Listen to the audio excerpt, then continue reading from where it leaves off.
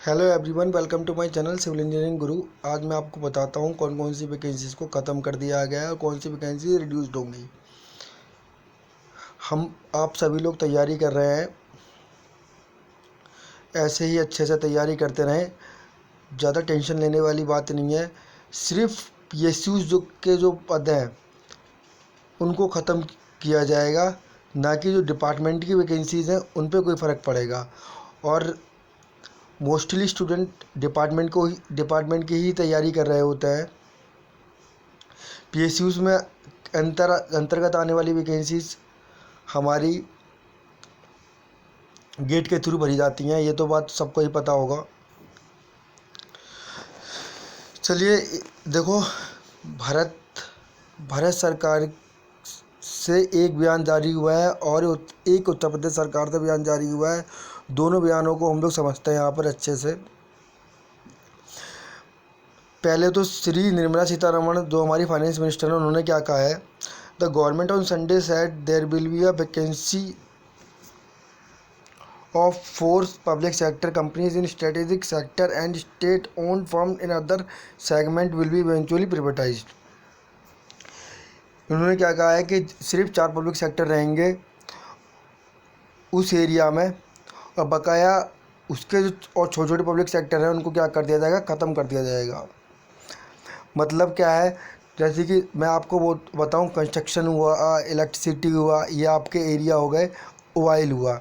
इनमें अब जो भी मेरी पब्लिक सेक्टर काम कर रहे हैं, जैसे कि आपका कंस्ट्रक्शन है, उसमें जो पब्लिक सेक्टर आपका काम कर रहा है वो बैपकॉस है, इरिकॉन है, राइट्स है, DFCCIL है।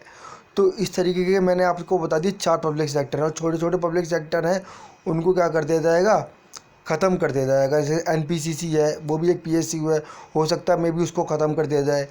तो सिर्फ 4 ही रहेंगे PSUs में। इससे क्या होगा, नंबर ऑफ़ वैकेंसी जो PSUs में आती थी वो क्या हो जाएंगी, कम हो जाएंगी, और वो प्राइवेट तौर पे ही काम करेंगी।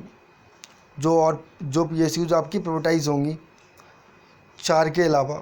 इसी तरीके से आपको मैं बताऊं, इलेक्ट्रिसिटी है, इलेक्ट्रिसिटी में जैसे भेल हुआ, NTPC हुआ, थर्मल पावर प्लांट हुआ। तो कई सारे ऐसे PSUs हैं। तो ये जो PSUs हैं आपके, जैसे इलेक्ट्रिसिटी, ये 4 PSUs रहेंगी इलेक्ट्रिसिटी में भी, इस एरिया में भी, और इसकी छोटी छोटी PSUs हैं उनको भी ख़त्म कर दिया जाएगा। तो नंबर ऑफ़ वैकेंसीज़ यहाँ भी रिड्यूस हो गई। तो ये वैकेंसीज़ मोस्टली मेरी गेट से भरी जाती हैं, तो वही वैकेंसीज़ कम होंगी। और जो डिपार्टमेंट की वैकेंसीज़ हैं, जैसे कि आपका जल निगम हुआ, इरिगेशन हुआ, PWD हुआ, तो हाईवे हुआ, जो DSC-DSSB हुआ, जो डिपार्टमेंटल वैकेंसीज़ हैं, यार किसी भी स्टेट का डिपार्टमेंट है उसकी वैकेंसीज़ को नहीं ख़त्म किया जाएगा। ये सरकार, जो सेंट्रल गवर्नमेंट है उसकी तरफ से बयान है, ठीक है। दूसरा क्या है, पर लेकिन आपका जो आपका स्टेट गवर्नमेंट है उसमें जो PSUs हैं उनको भी आउटसोर्सिंग से काम करवाया जाएगा। अब समझते हैं हम लोग उन्होंने क्या क्या बयान दिया है। ये तो आपको बता ही दिया मैंने कि निर्मला सीतारमण जी ने क्या क्या बोला है। अब हम लोग समझते हैं एक बयान हमारा स्टेट गवर्नमेंट उत्तर प्रदेश श्री योगी आदित्यनाथ जी ने भी दिया है। यूपी में इस साल नए पद नहीं निकलेंगे, खर्चों में 25% कटौती होगी। कोरोना महामारी की वजह से आपको पता ही है पूरा देश परेशान है, पूरा देश क्या पूरा वर्ल्ड परेशान है। हर जगह नौकरियां जा रही हैं, और हमारे देश में तो ऑलरेडी बहुत ज़्यादा अनएम्प्लॉयमेंट, बेरोज़गारी थी, अब और बेरोज़गारी हो चुकी है। हमारे देश में तो भुखमरी की कगार पे हम लोग, आप लोग देख रहे हो, रास्ते में बेचारे मज़दूर जो हैं उनको खाना तक भी नहीं मिल पा रहा है। 400 600 900 किलोमीटर जो है अपने गंतव्य स्थान से अपने घर के लिए चल दिए हैं वो लोग।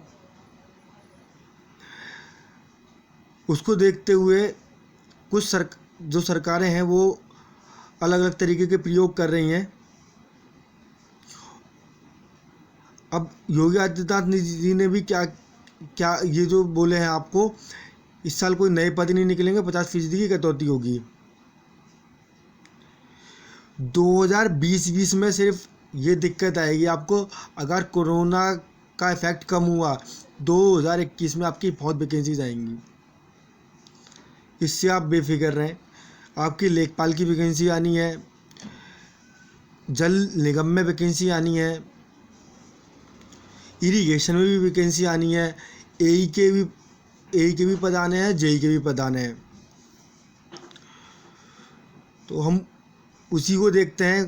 पहले अभी योगी आदित्यनाथ जी ने क्या बयान दिया है उसको समझते हैं हम लोग। थोड़ा सा मेन पॉइंट को देखेंगे हम लोग। प्रदेश के विकास को लेकर प्रदेश सरकार कई योजनाएं अपने बजट से चला रही है। विभिन्न विभाग ऐसी योजनाओं की समीक्षा कर ले तथा उन्हीं योजनाओं को चालू वित्तीय वर्ष में क्रियान्वित करे जो अपार्य है। उन्होंने क्या कहा है, सिर्फ वही योजनाएं चलेंगी जो कि ज़रूरी हैं, बकाया सारी योजनाओं को ख़त्म कर दिया जाएगा इस वर्ष। ठीक है। दूसरा आपका क्या है, बजट में उपलब्ध धनराशि का उपयोग ऐसे निर्माण कार्यों में ही किया जाए जो शुरू किए जा चुके हैं। जो आपका बजट है उसका प्रयोग सिर्फ जो चल रहे हैं आपके कंस्ट्रक्शन वर्क उनमें ही किया जाएगा। बकाया आगे कोई कंस्ट्रक्शन का काम अभी स्टार्ट नहीं होगा 2021 तक। तो इसी साल बहुत दिक्कत वाली साल है आप सभी के लिए। पर लेकिन आप जो लोग अभी से तैयारी कर रहे हैं और 2021 तक लगातार अच्छे से पढ़ते रहेंगे, तैयारी करते रहेंगे, कंटिन्यूस फोकस रहेंगे अपनी स्टडी पे, सिलेक्शन 2021 में उन्हीं का ही होगा जब भी वैकेंसी आएंगी। तो आप अपनी पढ़ाई को ना छोड़ें, लगातार सरकारी नौकरी का तैयारी चाहत है आपको, तैयारी कर रहे हो आप, तो लगातार तैयारी करते रहो, कंटिन्यूस रहो।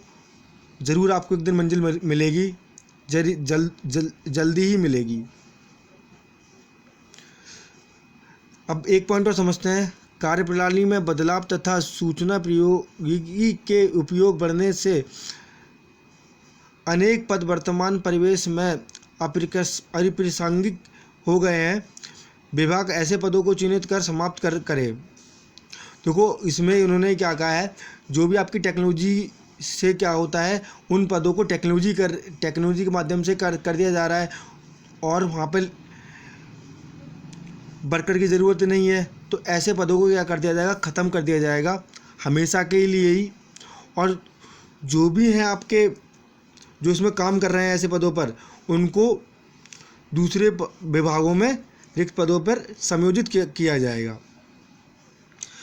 अब ये तीसरा पॉइंट समझते हैं। विभिन्न विभागों में सलाहकार, अध्यक्ष व सदस्य आदि के पदों पर नियुक्ति की जाती है।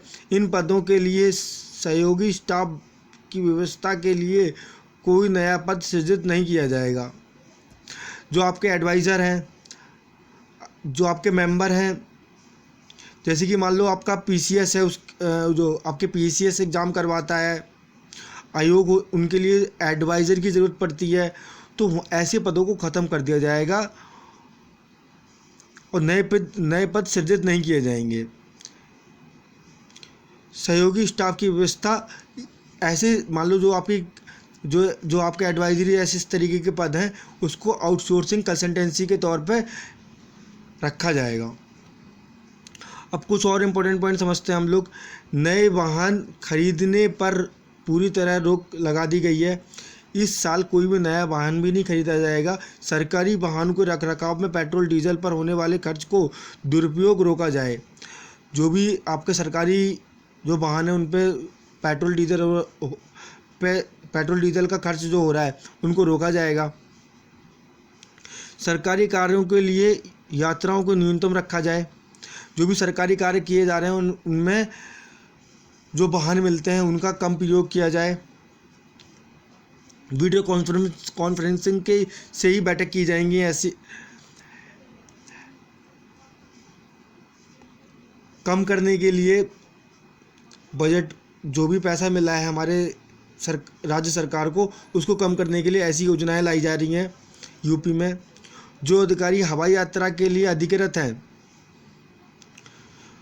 जिन अधिकारियों को हवाई यात्रा मिलती है और बिजनेस क्लास का तक का टिकट मिलता है, उनको बिजनेस क्लास का टिकट नहीं मिलेगा, वो सिर्फ इकोनॉमी क्लास में ही यात्रा करेंगे। सम्मिलित सेमिनार व कार्यालय आदि का आयोजन सरकारी भवनों व परिसरों में ही किया जाए।